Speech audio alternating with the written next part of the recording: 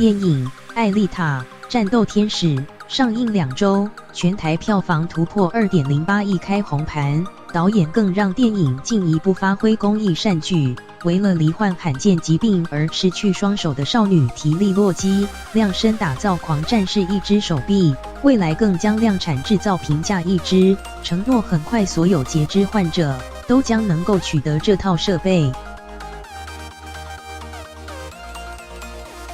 预告：当我发现你的时候，你的人类大脑奇迹式的完好无缺电影《艾丽塔：战斗天使》上映2周，全台票房突破 2.08 亿，拿下双周票房冠军，也在美国拿下首周票房冠军。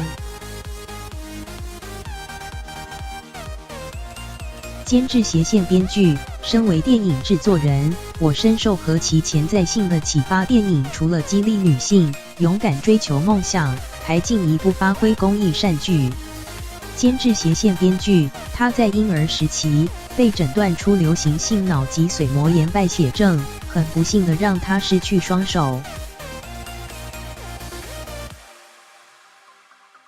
罹患罕见疾病而失去双手的少女提利洛基，不让疾病成为阻挠，让导演深深感动，因此决定送她一份大礼。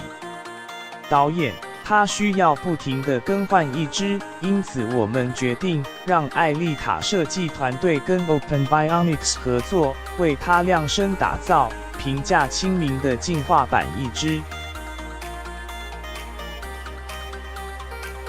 由于使用 3D 列印技术，成本相较低，价格比一般一支平价，一般版本15200元台币就能买到。提利带着一只开心出席电影首映会，而亲民的进化版一只不仅只让提利受惠，艾丽塔版本一只很快也能让所有截肢患者都可以取得。电影卖座也将爱心传递。